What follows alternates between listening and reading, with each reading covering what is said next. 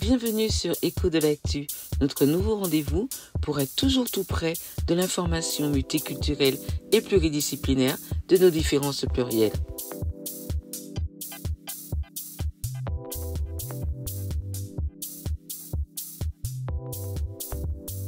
Musicien martiniquais au talent rare, David Blamèble fait résonner les mots de Maryse Condé à travers les cordes sensibles de son Chapman Stick, premier antillais à explorer les rythmes caribéens avec cet instrument unique. Il accompagne Nathalie Kwali dans la pièce Enfin libre des Iradas, mêlant musique, mémoire et émotions vibrantes. Ils vont se produire le 10 mai, conversant à distance. Bonjour David. Bonjour Mika et bonjour à tous les auditeurs. Wow, quelle introduction. Merci beaucoup, ça me touche. Écoute, un plaisir. Alors donc nous conversons parce que tu es encore pour le moment en Martinique et tu vas arriver pour nous servir cette belle pièce qu'on attend avec impatience. Mais tout à fait, sauf que pour l'instant je suis en Guadeloupe en fait. Effectivement, je suis martiniquais. D'accord. Et je vis en Guadeloupe.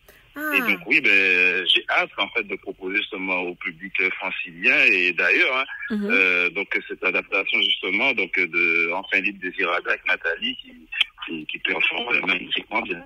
D'accord. Écoute, on va dans un premier temps, j'ai envie qu'on revienne un peu sur ton parcours parce que tu as quand même tu es un musicien donc aux multifacettes déjà et tu as une belle histoire musicale caribéenne et donc j'ai envie qu'on fasse ce petit tour là de te présenter un petit peu quand même parce que tu as commencé la musique à 16 ans où tu apprends la guitare ou tu as commencé plus tôt? En fait, si tu veux, c'est depuis l'âge de 8 ans, en fait. Quand j'ai commencé la musique en chantant du ragamuffin. C'était vraiment mon truc. Okay. Et à 8 ans, j'avais ma grande sœur, j'ai dit, ouais, j'allais m'appeler MC David.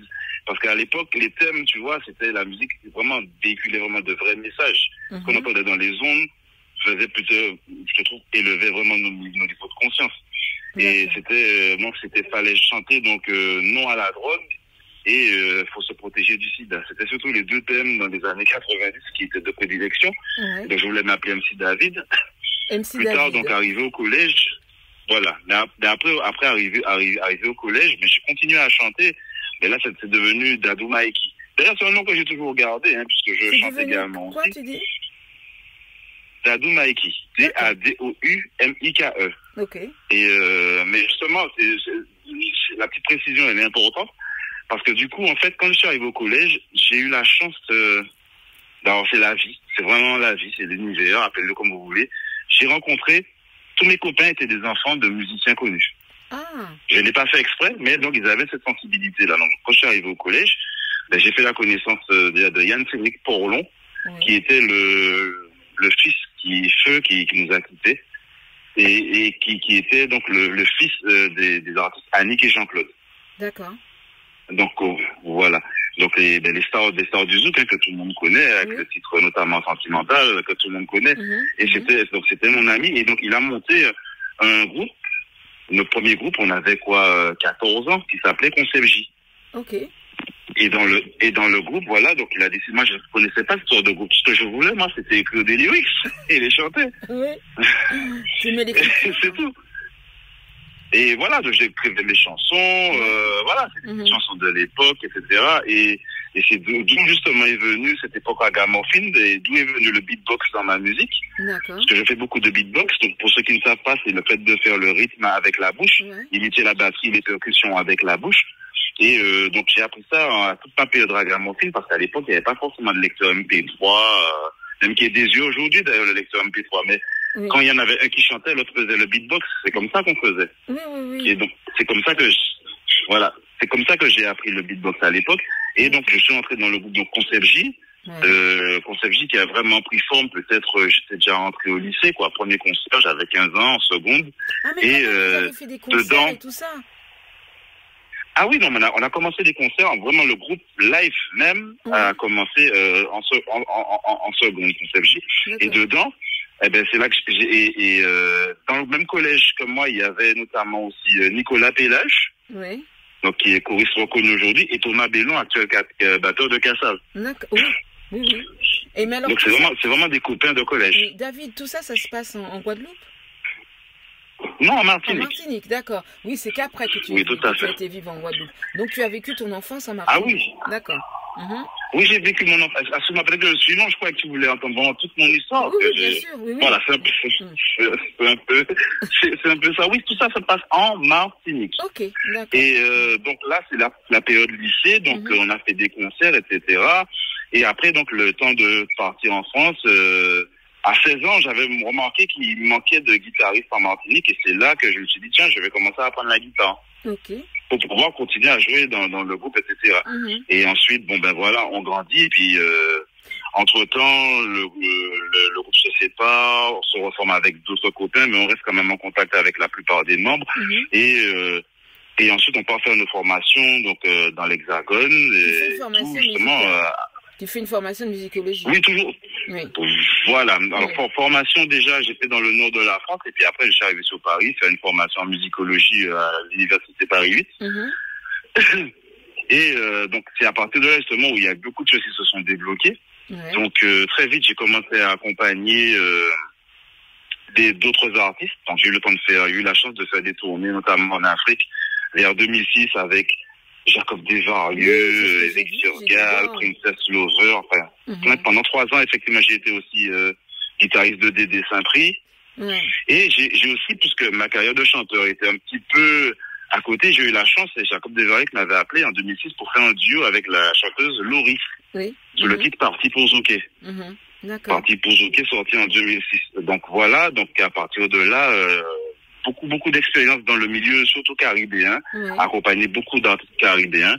Et en 2010, j'avais envie de plus profiler quelque chose de plus artistique, de plus moi, l'expression de moi. Mhm. Et pourquoi pas aller commencer à apprendre un instrument, le Steve Chapman que j'ai rencontré en 2008. J'en suis tombé amoureux. Je voulais vraiment mettre ma propre patte un peu dans ce paysage caribéen. Oui, alors ça, Voilà. j'aimerais bien que tu nous parles quand même de cet instrument, parce que en fait, toi, tu es donc devenu guitariste, et tu te rends compte, Oui. tu as partagé ça avec Jacob Desvarieux, mais c'est génial. Ça doit te faire quelque Oui. chose. Et c'est un instrument qui on peut dire, qui copie un peu la guitare, mais comme on parle de... C'est quoi? C'est quoi ce truc? Le stick, en fait, c'est un instrument complètement à part. Déjà, c'est un instrument surtout à cordes frappées. Ouais. Parce que c'est ni tiré, voilà, c'est pas un accord de tir, c'est vraiment à cordes frappées. C'est-à-dire que c'est un instrument, en fait, à cordes, mais au lieu de gratter les cordes, on tape sur les touches de la guitare et ça produit un son. Donc, au niveau de la technique de jeu, ça ressemblerait plus au piano où les deux mains sont indépendantes. D'accord. J'aime à dire que c'est un piano pour guitariste, mais je trouve que c'est réducteur que de dire ça. C'est un instrument complètement à part et j'en suis tombé amoureux simplement. Mhm. Après, je l'ai modifié.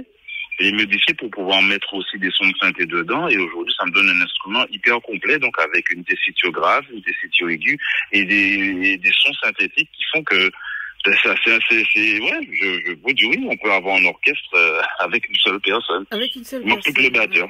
Ouais. C'est C'est ça. fou ça. Et le batteur que j'agrémente avec le beatbox, voilà. Mhm, mhm. C'est une conception différente. D'accord. Est-ce que ça veut dire que tu mets des sons aussi à l'intérieur? Est-ce qu'on peut mettre du son à l'intérieur? Enfin, quand je dis du son, ta voix, je sais pas. Je pose des questions bêtes. Hein. Non. Là, non. En fait, non, on peut pas. C'est pas mettre du son. C'est vraiment, on le voit comme un instrument de musique à part entière qui, je vais dire vulgairement, qui tu peux avoir une basse et une guitare en même temps. Ça, c'est la base du D'accord. stick. Ok. Si on doit comprendre. Mhm. Et ensuite, j'ai rajouté un module pour que je puisse avoir des sons de synthé dessus, ce qu'on appelle les guitares MIDI. En fait, c'est des capteurs, des micros spéciaux qui permettent de transformer le son tu mets des sons de tout ce que tu veux dedans. Mhm. Donc là, après, il faut arriver à agrémenter le tout. Donc, avec ce même instrument, on peut avoir basse, guitare et synthé. Ok. Ensuite, ça c'est pour le stick. Après, moi, dans mon concept, je rajoute la partie rythmique avec le fait de faire du beatbox. Mhm, mhm. Ok. Et dans certains autres concepts, je rajoute ce qu'on appelle des loopers. C'est-à-dire c'est des machines qui me permettent de m'enregistrer, des loop stations. D'accord. Donc j'enregistre mon beatbox et je peux chanter dessus. D'accord. Donc du coup, ça te fait basse, guitare, synthé, chant, batterie. D'accord. 5 instruments. Ok. Voilà, c'est vraiment un principe homme orchestre. Ouais, tu as découvert cet instrument comment?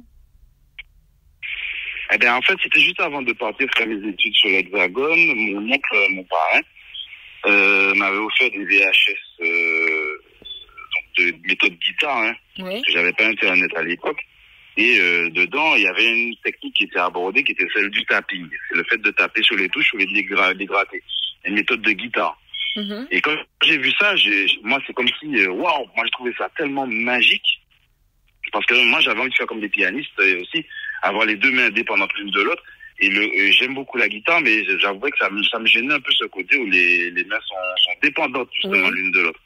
Et quand j'ai vu que c'était possible, donc quand je suis arrivé justement en France, ben, j'ai commencé à faire plein de recherches dessus et j'ai vu qu'il y avait un instrument dédié à ça qui avait été créé en 1969. Et j'ai dit un jour j'en aurais eu un. Et j'ai eu le mien en 2008. Voilà. En quelle année? 2008. Ok, d'accord. Et donc tu as commencé. Et là, bon, on va parler. Donc là, c'est ton parcours. Tu as quand même accompagné pas mal de gens avec à part ce qu'on a cité. Tu as fait quand même pas mal de scènes. Ah oui, j'ai fait pas mal de scènes. Mais très éclectiques. Donc avec des artistes très exotiques. Oui, ça reste caribéen. Éclectique. Grosso modo. Très éclectique. Oui. Ouais. C'est-à-dire que tu as joué du rock. Voilà. Tu as joué du rock, tu as joué du jazz. Oui, ça c'est des choses que j'ai pu faire justement à travers les études et puis aussi en échangeant avec d'autres personnes, puisque une fois qu'on est plongé dans l'Hexagone, on est dans une espèce de brassage culturel avec des gens venant de toutes parts. Ouais, c'est ça. C'est vraiment ça. Et là, depuis donc quelques années, tu te consacres au développement plus de la musique caribéenne? Alors en fait, je me consacre plus à ma compréhension et à ma vision de cette façon de vivre et de bouger, et de comprendre que la musique caribéenne, par exemple, très souvent c'est vu comme quelque chose de très, c'est obligatoirement festif, c'est des musiques de fête, d'ambiance, alors qu'en fait c'est un art de vivre. Être caribéen, qu'est-ce que ça veut dire? C'est-à-dire, c'est des gens qui ont grandi dans ces îles-là et il y a une manière, pas plus tard que je suis rentré de la Dominique avant-hier, par exemple. Ouais. Je fais partie de la Caraïbe aussi et voilà, on va parler avec des gens, ils sont anglais, mais on sent que ce sont comme si des cousins, mais quelque chose comme ça. Quand on parle avec eux, il y a quelque chose au-delà de la langue ou même au niveau de la culture qui transparaît. Et pour moi, ça, c'est la Caraïbe et donc c'est le mélange vraiment entre des cultures afrodescendantes, Kalinago, et européenne aussi. D'accord. Une grosse part Kalinago qui se font dans, voilà, et quand on se met à parler avec les gens, on arrive à se comprendre même sans les mots. Et voilà, donc moi c'est ce que j'appelle vraiment la musique qui est issue du bassin caribéen. Il y a quelque chose là et donc je me consacre vraiment à déjà mieux la comprendre. Oui. Je comprendre son fonctionnement, comprendre, puisque c'est une identité, c'est un peu comme une plante. Bien sûr. Il y a des plantes, il y a une raison pour laquelle les plantes ne poussent pas n'importe où. Donc voilà, cette musique-là ne peut pas, la musique caribéenne, elle est large, mais elle n'aurait pas pu se créer ailleurs que là. Et donc rentrer dans les spécificités, dans l'unicité de ce bassin caribéen, et plus on découvre, en fait, plus on apprend sur soi. C'est une question personnelle aussi. Moi, je t'extrapole peut-être, mais voilà, je me passionne vraiment pour toutes les musiques issues de ce bassin-là, parce qu'elles ont répondu forcément à un besoin à un moment. Oui, justement, c'est ce que je disais. À comprendre. Oui, c'est ce que je disais tout à l'heure, que tu as une belle histoire musicale caribéenne.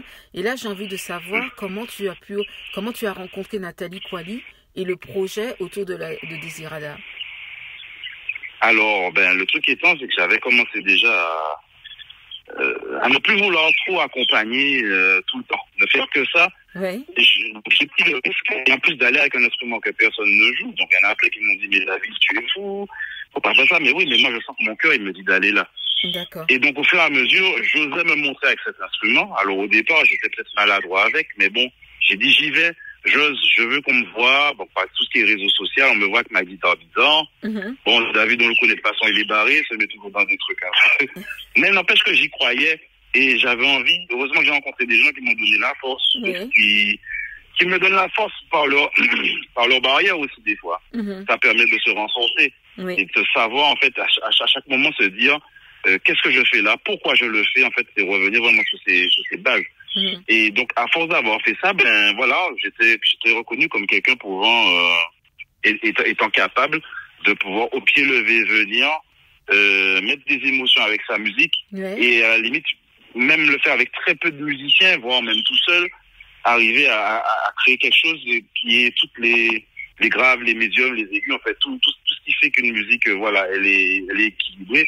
Et j'arrivais avec un truc qui m'est propre. D'accord. Et donc, du coup, quand Nathalie est arrivée, elle cherchait un musicien. Oui. Elle a demandé à plusieurs personnes. Et j'ai envie de te dire, tous les chemins mènent au Rhum.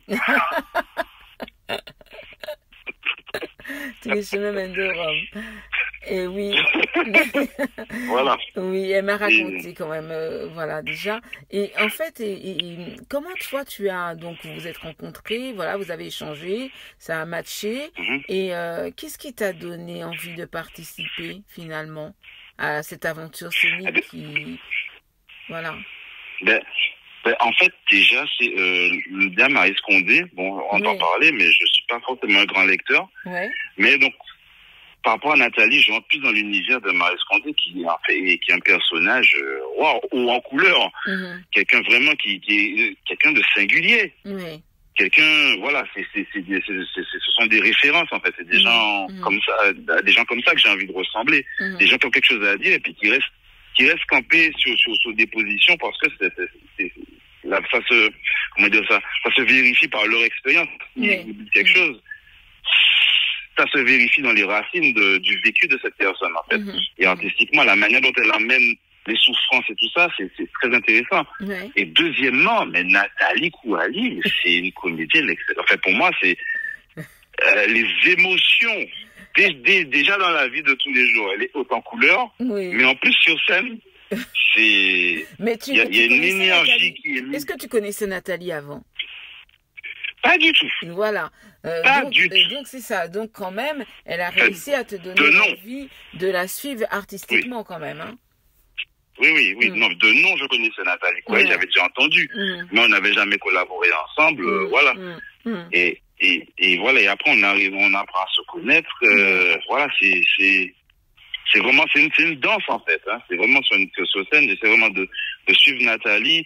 Surtout dans l'émotion, c'est-à-dire à chaque fois qu'elle va poser un mot, la manière dont elle va poser un mot, je vais la suivre derrière parce que je ressens là où elle veut aller. Eh ben justement, c'est la question que j'allais te poser. Comment tu as abordé la mise en musique d'un texte aussi dense et engagé que celui de Maryse Condé, et en plus avec la volupté de Nathalie, quoi. Eh ben en fait, je pense que quand on arrive à certains carrefours où on ne sait pas ce qu'il faut faire, justement parce que là c'est de la création, là on est livré au grand vide ou au grand tout, je sais pas comment on peut l'appeler, mais on arrive, voilà, donc c'est la façon, il faut être, je pense, à l'écoute de ce qu'on ressent à l'intérieur par rapport à ce qu'il y a en face, en fait. Et moi mon travail ça a surtout été de traduire avec mes connaissances musicales ce que je ressentais. Au fond, quand je la voyais, voilà, quand elle donnait une énergie particulière lors des premières répétitions. Les premières répétitions avec Nathalie, c'était vraiment... elle essayait... en fait, voilà, elle rentrait dans son personnage. Qu'est-ce que le personnage m'évoque? Comment je vois le personnage? Est-ce que c'est un personnage introverti? Est-ce que c'est un personnage extraverti? Est-ce que c'est un personnage cynique? En fait, voilà, c'est comment ça résonne en moi. C'est comment je vais le traduire avec musicalement, avec l'instrument. D'accord. Ouais. Donc voilà, ça a été plus quelque chose comme ça. En fait, c'est quelque chose, j'ai envie de dire, c'est comme quand vous discutez avec quelqu'un, en fonction de la personne qui est en face, vous savez quel champ lexical vous allez arbourer. Et puis ensemble, vous allez construire un discours, vous allez construire quelque chose, et puis vous allez sortir peut-être de cette conversation-là, vous allez vous sentir enrichi, ou bien alors démuni énergétiquement, si je peux m'exprimer ainsi. C'est ce genre de choses. Voilà, on a voilà, c'est un échange. Voilà, et donc en fonction de ce qu'elle émettait comme sensation, voilà, des personnages, voilà, comme au fur et à mesure les thèmes sont venus d'eux-mêmes, en fait. Voilà, là il n'y a pas vraiment de place pour la réflexion à proprement parler. C'est du pur ressenti. Oui, et puis tu as composé là. Ce sont tes compositions. Là, oui. Parce qu'au bout d'un moment, il faut figer. Voilà, c'est ça. Au bout d'un moment, il faut figer. Et là, pour figer, ça doit être tout un mouvement d'émotion aussi en toi, parce que tu reviens sur ces moments partagés. Et oui, c'est ça. Parce que tu as composé spécialement pour la pièce, en plus. Oui, oui, tout à fait. Oui, alors... Des thèmes bien précis en fonction des personnages. Ouais. Et voilà, chaque thème veut dire quelque chose de particulier. Et voilà, et puis il y a des thèmes qui mettent dans un... Il y a des thèmes qui mettent dans l'embarras, en fait. Voilà, quelque chose d'assez angoissant. Bah, c'est ce que je voulais te poser voilà. comme question, c'est formidable. Tu as compris tout à fait. Oui, parce que quand on voit les thèmes abordés, parce que Désirada, ça évoque quand même l'exil, l'identité, la mémoire. Oui. Donc tout ça, tu vois, tu parlais tout à l'heure des Kalinados et tout ça a dû aussi réveiller des mouvements en toi. Alors, en vrai, c'est plus... Enfin, oui. C'est-à-dire, symboliquement, oui, c'est l'exemple, mais là, c'est vraiment une histoire sur 3 générations. Et, en fait, c'est-à-dire que c'est quelque chose les secrets de famille, ça m'a plus mis dans ce genre d'ambiance-là. Voilà comment un secret de famille peut détruire une famille, en fait. C'est une vraie malédiction. Tout à fait. Je vous écoute. Oui. Est-ce qu'il y a un personnage particulier qui t'a touché plus que d'autres, qui a été plus ton inspiration? Moi, j'ai beaucoup aimé, c'est le personnage de Nina, la grand-mère. Ouais. Elle m'a vraiment touché parce que c'est une femme... on a l'impression, on la voit acariâtre et limite méchante, mais en fait, c'est à un moment on comprend sa souffrance, en fait. Ah oui, ouais. Et c'est sa souffrance qui la rend comme ça. Et donc, en fait, pour tous les personnages, d'ailleurs, d'ailleurs, pour tout le monde, j'ai envie de dire, c'est nos souffrances qui nous rendent méchants devant les autres. Mais c'est elle, c'est le personnage que je retiens le plus, quoi. Oui. Et voilà, c'est vraiment le symbole, l'archétype de la sorcière. Mais qui en fait n'est pas forcément une complètement. Mais voilà, elle est sorcière parce qu'elle a souffert, en fait, c'est tout ça. Oui, elle traduit. Elle reste dans son truc. Et vous avez eu l'occasion de vous produire en Guadeloupe, donc déjà ici aussi en Hexagone à Avignon. Oui. Et comment jusqu'à maintenant le public a réagi selon toi, comment as-tu ressenti les réactions du public généralement par rapport à ton instrument et ton instrument dans la pièce? Une réponse pour chacune de tes questions. D'accord. Ça finit en général par standing ovation. Waouh, quelle émotion! Waouh, je n'ai jamais vu un instrument, cet instrument. Qu'est-ce que c'est? Waouh, quelle complicité! Oui. Et mon Dieu, mais on a tout compris, on en reveut d'autres, c'est quand les prochains. Voilà. D'accord. Donc, on peut dire que quand même, c'est une explosion d'émotions, vous deux sur scène, même vous trois, et vous tous et toutes, puisqu'il y a les personnages aussi. Et c'est comment on en sort quand il y a les pauses. Je suis un peu curieuse, mais les quand pauses, là par exemple vous avez fait une petite pause puisque ça, il me semble que ça s'est terminé en Guadeloupe il y a 2-3 mois. Alors, oui, en Guadeloupe, on était au mois de novembre ou octobre. Voilà, oui, c'est ça. Oui, alors quand on a une pause comme ça d'une telle pièce, comment on vit ça? Comment toi tu vis ça? Le truc, c'est que, moi, comment je vis? Donc, il y a la pause, au niveau des enfants. Et, faut savoir que je suis personnellement aussi sur plusieurs projets que je trouve passionnants, dont le mien propre. D'accord. Donc un duo que j'ai créé avec ma femme. Le duo s'appelle Evayana. On a même en 2019 fait le festival Terre de Blues. On a fait beaucoup de choses. Juste à 2 sur scène, pareil. Mais il faut savoir que voilà, c'est ma vie, elle est partitionnée comme ça. Oui.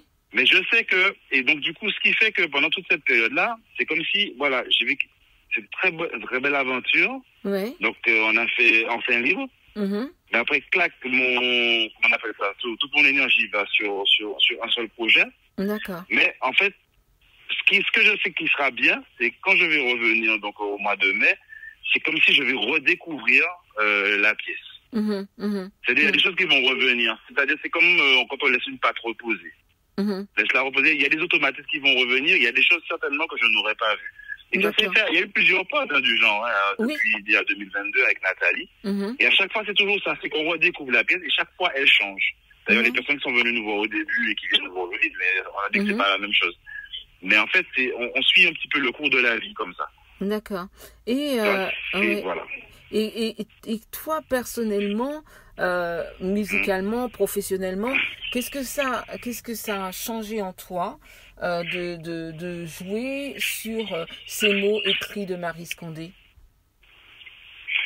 Alors, déjà, à m'intéresser plus à Maryse Condé. Ouais. À rentrer dans l'univers justement des littéraires, hein, puisque c'est un autre univers aussi que je ne connaissais pas. Davantage dans l'univers aussi des théâtres. Oui. Parce que c'est pas tout le temps qu'on voit musique mélangée avec théâtre. Est-ce que tu avais déjà fait ça? Oui, j'avais déjà fait ça. Ok. Heureusement, j'avais déjà essayé à rentrer justement dans ce process où la musique est au service de la théâtralité. Ça, c'est quelque chose que j'avais fait avec mon grand frère qui vit en Guadeloupe également. On avait un projet où voilà, c'était musique et théâtralité. Et donc voilà, le fait de se mettre, comment dire ça, j'appelle ça une absence hyper présente. C'est-à-dire que la musique, elle est là, si tu la retires, ça fait 10 ans, elle est là, elle accompagne, elle suit. C'est un exercice qui n'est pas forcément des plus évidents. Le fait de, je sais pas dire se mettre en retrait, c'est vraiment être l'ossature, vraiment l'espèce de cours d'eau qui accompagne voilà, le comédien ou la comédienne. En fait, on n'est pas en retrait, bien au contraire, en fait. C'est une absence hyper présente. C'est un rôle que j'adore. Oui, ça fait presque comme un fantôme qui est là. C'est ça. Ou Dieu omniprésent. Voilà, carrément. Omniprésent. Ah non, mais c'est parce que le truc, c'est qu'on ne se rend pas compte, mais il y a un pouvoir. Parce que jouer une note différemment, une intention, ça influe sur le jeu du comédien aussi. Oui. Mine de rien, il y a un truc qui est assez... c'est déroutant. Oui, parce on sent vraiment qu'il y a... Tu as dû poser quand même une intention. Tu as dû quand même poser une intention musicale. Oui. Ouais, c'est ça. Donc c'est fort aussi d'arriver à faire ça, tout en respectant que la personne qui soit en lumière, c'est la comédienne, mais toi derrière, tu accompagnes avec un univers que tu as dû placer sur les mots de la personne qui a écrit, donc de Maryse Condé. C'est ça. C'est ça, et qui sont joués par Nathalie. Oui, c'est ça. Mais j'aurais tellement aimé être une souris pour voir comment tu as dû... les moments que tu as dû vivre dans ta création, ça doit être des moments intenses, je pense. Ah, c'est ça. Mais moi, je me rappelle, j'avais composé une fois un morceau triste, mais pendant 3 semaines après, j'étais déprimé. Hein. Ah ouais? Il faut rentrer vraiment dans l'émotion. Hein. Oui. Autant je ne vais pas être quelqu'un qui va pleurer. Je ne suis pas quelqu'un de sensible ou bien les gens qui sont dits émotionnels. Mais par contre, pour la musique, c'est une nécessité. On ne peut pas faire de musique. Il n'y a pas de musique s'il n'y a pas de ressenti profond. Et il faut aller... faut mettre ses émotions à la loupe. Et des fois, on tombe sur des trucs, voilà, on tombe dans ses ombres, en fait. Et ça secoue. Et plus ça secoue, plus c'est créatif, plus c'est bon, mais plus ça fait mal parce que, ces choses-là, oui, c'est ça, c'est ce que j'allais te dire. Comment tu as pu concevoir cet univers musical, donc de la pièce, mais tu viens d'y répondre. Hein. Et aussi, bon, vous avez travaillé pas mal à distance, donc tu travailles sous tes compos, et après, puisque ce sont que des compositions originales. Oui, tout à fait. Voilà. Faites pour la pièce. Ouais. Et donc, après, tu les fais entendre à Nathalie. Et donc, vous travaillez là, à ce moment-là, ensemble. En général, elle te dit c'est bon, c'est pas bon. Elle revient dessus ou pas? Mais en fait, les thèmes ont été créés en sa présence. Hein. Ah oui, d'accord. C'est-à-dire les thèmes ont été créés en sa présence. Hein, on s'est rencontrés. Voilà, et après, il y a des trucs, il y a des choses que j'ai proposées. Non, ça va pas. Elle me dit non, ça va pas. Mais d'accord. Il y a des, tout a été, voilà, c'est la majorité a été, en tout cas la base. Et après, ça a été peaufiné, effectivement. Voilà, comme j'ai dit, il faut, à un moment, faut figer. Mais au début de la création, faut laisser le truc venir quand les personnages sont là, quand tout est là. Oui, puis en plus. Et après, et après, on peaufine. Ouais. Et en plus, il faut aussi que le Chapman Sticks, pourquoi ça s'appelle comme ça? Et parce que stick, bâton, stick en anglais, ça veut dire bâton. Le monsieur qui l'a inventé s'appelle, Chapman, il est décédé entre-temps, Emmett Chapman. Voilà son nom de famille, donc c'est le bâton de Chapman. D'accord. Mais au début, quand je l'ai acheté, au débtout le monde parlait de stick, c'est un stick Chapman. Moi, j'ai acheté un stick Chapman. Mais après, j'ai vu, je sais pas, au fur et à mesure des années, que tout le monde lui a donné son nom anglais, qui est Chapman Stick. Donc moi, je me suis conformé à la norme. Mais je préfère dire stick Chapman, personnellement, ça me donne moins mal à la mâchoire. Et bon, oui, parce que tu dis tout le monde, il y a d'autres personnes, mais il me semble que tu es le seul Antillais jusqu'à maintenant, caribéen ou Antillais qui joue. Mais j'en ai pas vu d'autres, en fait. C'est ça, parce que je sais que je me suis... j'ai cherché, j'en ai pas trouvé pour le moment. Voilà, non, mais surtout, moi, j'ai vraiment envie de donner ces lettres de noblesse à la culture caribéenne qui a cet instrument. D'ailleurs, 2 années d'affilée, j'ai formé des Anglais à jouer du souk et de la biguine via cet instrument, sur un truc en ligne, etc. Parce que voilà, moi, c'est vraiment l'exportation de la musique locale de chez nous, en fait. Cette manière de voir les choses qui... d'ailleurs, j'ai même présenté le stick Chapman à la Dominique aussi, parce que en Dominique, il y a un monsieur assez connu qui s'appelle Cedric Phillips. D'accord. Donc le frère d'un des créateurs du groupe WCK, Wissel Phillips, je crois, voilà, qui lui, il s'occupe, voilà, qui a vraiment une empreinte culturelle dans l'île, qui connaissait pas cet instrument, et je lui ai fait une démonstration en lui jouant Volte-Face, If I Say Yes, par exemple. On reste dans la tendance avec cet instrument. D'accord. Et il a dit quoi? Voilà. Mais après, je pense qu'il est tombé complètement amoureux du truc. Non, mais il a dit, wow, c'est super, c'est bien, il va faire écouter à son frère. Et moi, voilà, j'ai envie de rencontrer des personnes comme ça de la Caraïbe. Et pourquoi pas faire quelque chose? Il y a possibilité de faire énormément de choses. Bien sûr, de toute manière, en plus, tu es pionnier dans toute cette histoire. Et puis maintenant, c'est à toi de l'écrire un petit peu, cette histoire aussi. Enfin, ton histoire avec le Chapman. Le stick. C'est ça. Et voilà. Donc, moi, mon prochain voyage, je voudrais vraiment aller à la réserve Kalinagou et faire quelque chose avec les Kalinagou. Oui, vraiment, et pourquoi? Voilà. Alors, dis-moi pourquoi, une partie de ma culture que je ne connais pas. Enfin, parce que c'est une partie de ma culture que je n'ai pas. C'est-à-dire que je trouve qu'il y a un vrai travail fait sur les afro-descendants. Je remercie beaucoup, par exemple, le professeur Nusiri Kalala Mutunde, qui, d'après ses écrits, m'a personnellement ouvert les yeux vraiment sur cette descendance africaine, en fait, qui est riche. Et ça redonne ses lettres de noblesse à l'Afrique. Et oui, je me sens appartenant aux afro-descendants. Mais je sens que dans mes veines, j'ai une partie de mon histoire que je ne connais pas, qui est celle vraiment des Amérindiens, des Kalinagou. Et j'ai envie de comprendre aussi, de connaître quel est comment ils voient les choses. C'est-à-dire que je sais qu'ils se sont tués parce qu'on leur a volé leur terre, parce que leur terre, c'est, voilà, leur top, ça va être les arbres. Comment ils voient les choses, comment ils voient.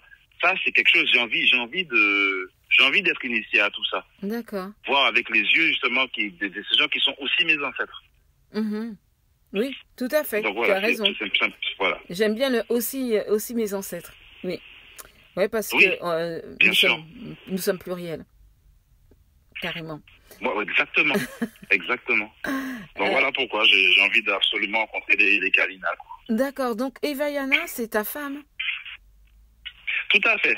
Oui, tu l'as dit tout à l'heure. C'est ma compagne. Ouais, c'est ta compagne. Et vous avez un projet ensemble. Et quelles sont vos prochaines, à part Désirada, voilà, une fois que tu vas repartir après en Guadeloupe, que tu retourneras en Guadeloupe, est-ce que tu as des projets de présentation? Parce qu'on arrive bientôt à la fin de notre conversation, mais on peut parler un peu de ça aussi. Ah ben voilà, donc ma compagne, donc c'est Noémie et moi, nous avons monté donc le duo qui s'appelle Evayana en 2017. Elle a la particularité de faire de la flûte amérindienne des Indiens Navajo, qui s'appelle les Siotanka. Et on a mélangé nos deux univers, parce que Noémie, elle est plus de la musique, elle va faire plus de la musique zen, la musique de relaxation. Tandis que moi, voilà, comme j'ai dit, je sors du ragamuffin et moi, c'est un seul chiré énervé, béton. Moi, c'est vraiment... Et ça vraiment, l'univers, c'est vraiment la petite brise douce du vent qui rencontre le feu du volcan. Mais quel mélange, c'est ce que j'allais dire. Ah oui, et c'est ça. Et notre pari, ça a été de montrer que nos différences peuvent nous rendre... Faisons de nos différences des forces plutôt que des justifications à notre violence, en fait. D'accord. Et donc, du coup, à partir du moment où on est parti sur cette idée-là, on a fait, donc, comme j'ai dit, Terre de Blues, on a fait la Route du Rhum, on a fait aussi, tu sais, les conférences TEDx. On en a fait une en Guadeloupe. D'accord. On est parti, on a joué sur des bateaux de croisière. Donc là, on a sorti notre nouvel album là depuis janvier. Oui. Qui s'appelle Symbiose. On a sorti aussi un spectacle du même nom. Et donc là, nous sommes en projection donc pour venir dans l'Hexagone incessamment sous peu, quoi. D'accord. Donc c'est ça. Après, c'est des contacts et ça se fait au fur et à mesure parce que voilà, tout ce qui est Guadeloupe, Martinique, on a fait déjà beaucoup de choses. Ouais. On sera là pour en parler. Dis-moi, Noémie, Noémie a une descendance amérindienne? Eh ben non. Non, d'accord. Mais par contre, quand elle est arrivée en Guadeloupe à l'âge de 2 ans, donc Noémie, c'est donc une femme de Cisco-Casien. D'accord. Et elle est arrivée en Guadeloupe donc pendant Victor Hugo, pendant le cyclone Hugo, à l'âge de 2 ans, où elle habitait dans une maison où il y avait beaucoup de pierres amérindiennes, et depuis petite, on la voyait au fond du jardin chanter sur ces pierres-là. Ah, ok. Et donc voilà, Noémie, c'est quelqu'un d'assez intuitif qui entend des trucs des fois, que moi j'entends pas personnellement, mais après ça se vérifie avec sa sensibilité. Par exemple, là où on habite au quartier qui s'appelle Tambour à Petit-Beau. Il y a une cascade en bas et elle me dit que lorsque notre fille est née, elle a entendu des tambours par milliers, des tambours chamaniques qu'elle a aussi. Voilà, Noémie, voilà, mais par contre elle a une relation bien particulière avec les Amérindiens, et c'est bien donc l'artiste peintre Jocelyn Aquaba-Matignon. Quand c'était samedi, il l'a invité justement pour lors de son vernissage, une cérémonie mélange Afrique-Kalinago. Elle était là avec sa flûte et ses tambours, avec d'autres personnes qui jouaient du tambour aussi, et des chants ritueliques, etc. C'est assez beau, c'est assez magnifique. Voilà. Mais tu te rends compte... Mais elle n'a pas de désordre. Tu te rends compte de tout ce que tu me parles par rapport à Noémie? Moi, je fais une relation avec Enfants Libres des Iradas, quoi. Il y a pratiquement, tu vois, tu es en train de parler de choses, mais on se rend pas compte. On se rend pas compte. Quand tu me parles, je dis, mais c'est incroyable que vous vous soyez rencontrés avec Nathalie, que Noémie fasse un travail comme ça, toi-même avec ton instrument, mais tout ça a une espèce de liaison, un lionnage. Hein? C'est bien sûr pour que nous soyons enfin libres. Voilà, c'est ça, exactement. Voilà. J'attendais le mot. Et dis-moi... C'est un parcours. Alors, nous arrivons à la fin de notre rencontre, de notre conversation. J'aimerais savoir quel message tu aimerais faire passer au public à travers ta présence musicale dans Désirada. Alors, à travers ma présence musicale dans Désirada, mais j'ai envie même d'extrapoler à travers ma présence tout court et mon expérience. Et aussi dans Désirada par rapport à l'histoire, pour ceux qui l'ont vu et ceux qui l'ont pas vu, vous viendrez nous voir le dimanche à Champigny-sur-Marne. Oui. C'est croyez en vos rêves. Croyez vraiment en ce qui vibre en vous. Parce que ce qui vibre en vous ne vous mentira jamais. Ouais, c'est ça.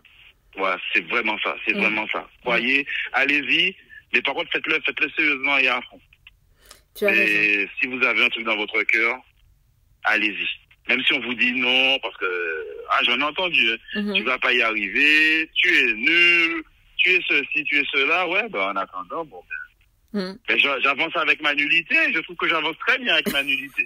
Donc je l'aime beaucoup, ma nullité. Donc soyons tous nuls et avançons. Oui, ce n'est qu'un mot. C'est ça. Parce que les gens en général qui vous disent ça, eux, ne font rien. Ouais. Exactement. David, je te remercie de cet échange et on se voit bientôt dès que tu arrives sur Paris et le 10 mai surtout. Ça marche. Ça marche. Merci beaucoup pour cette interview, Mika. Et puis le bonjour et la bise à tous les auditeurs. Merci. Et pour bien nous dire au revoir, je vous propose en écoute le titre « Ça moi save » de l'auteur-compositeur David Blamèble. Merci de votre écoute et n'oubliez pas, afin de nous suivre, hashtag EKODELAKTU, Écho de l'actu. Ça m'en savent c'est que la vie faite pour apprécier. Tout bon bagay qui n'y est pas les plus mauvais. Elle est au positif, pas ni place pour stresser. Quitter vibe la check oui qui fait l'esprit voyager. Pas même besoin de parler, nous já savent côté nous yé. Bon vibration qu'a tombé, pas ni place pour méchanceté. Oh c'est one love, c'est vérité. C'est ça nous commande, c'est l'unité. Pas ni place pour rien d'autre, nous c'est vérité. Parce que nous besoin liberté, moi les temps de chanter. Style de papa, mon Dieu c'est musique. Style de papa, musique. Style de papa, mon Dieu c'est musique. Style de papa, musique. Style de papa, mon Dieu c'est musique. Style de papa, musique. Style de papa, musique pas rien qui sont, musique qui bat nous vibe. Musique c'est émotion, il arrive mettre c'est moins high. Musique peut pas au son qu'on il peut parler au détail. Musique là pas comme tout le monde qui a virement débaissé. Qui a virement débaissé. Qui a virement débaissé. Qui a virement débaissé. C'est un médicament, musicalité, musique arrive soulager mon qualité, musique à maman, musique à papa, musique à Timon, tout le monde en détail, la musique authentique, musique folklorique, pas rien qui est mauvais dans ça. Musique acoustique, musique électrique, tout le monde en détail là. C'est un médicament, musicalité, musique arrive soulager mon qualité, musique à maman, musique à papa, musique à Timon, tout le monde en détail, la musique authentique, musique folklorique, pas rien qui est mauvais dans ça. Musique acoustique, musique électrique, tout le monde en détail là. C'est Staggy papa, Staggy papa, la papa, Staggy papa, Staggy papa, c'est Staggy papa, Staggy papa, la papa, Staggy papa, papa. Stooby dooby doop doop doop, Stooby dooby doop doop doop, Stooby dooby doop doop doop, Stooby doop doop, Stooby dooby doop doop doop, Stooby dooby doop doop.